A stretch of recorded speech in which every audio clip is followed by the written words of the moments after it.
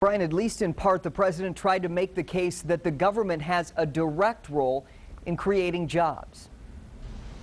So let's think about it. What made this possible? The president first credited the workers, the inventors, the managers at the hybrid electric battery plant in Holland.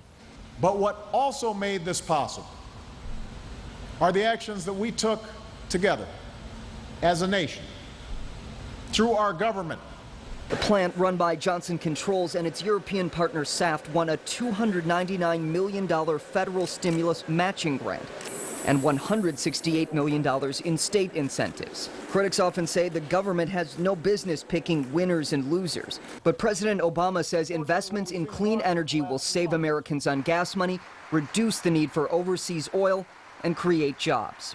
When the Holland plant is at full capacity, Johnson Controls says it'll put 320 people to work. Around 70 people work there now.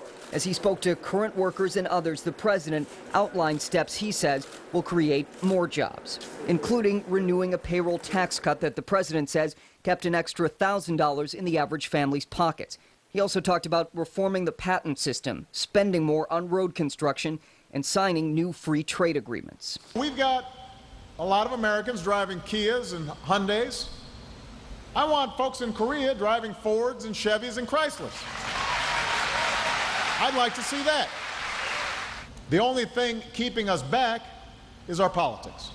There's some in Congress right now who would rather see their opponents lose than see America win. And that has to stop. It's got to stop. That was a theme for the president today, who blamed the nation's debt downgrade on an unwillingness to compromise in Congress. There is nothing wrong with our country.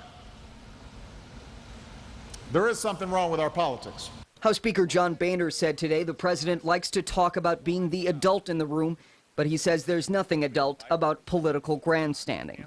Also after the speech, State Senator Arlen Meekhoff said Republicans were the only one to offer a real plan on the debt. The president hasn't said what it is that he's willing to do, and I think he missed the mark. Now to the race to try to replace President Obama. 8 of the Republicans who want that job are in Iowa tonight. They're just wrapping up a debate. It's coming just days ahead of the Iowa straw poll, which some observers say could make or break some candidates.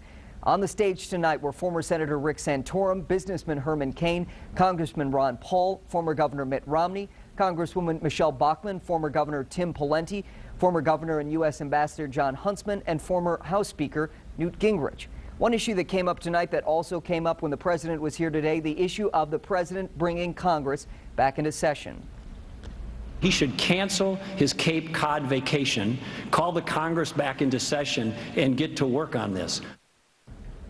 Former Minnesota Governor Tim Pawlenty talking there about the financial issues confronting the country. The president says the country doesn't need more arguing among members of Congress. He says they should be listening to people in their districts. One more Republican set to join the field Saturday, and that's Texas Governor Rick Perry. Brian?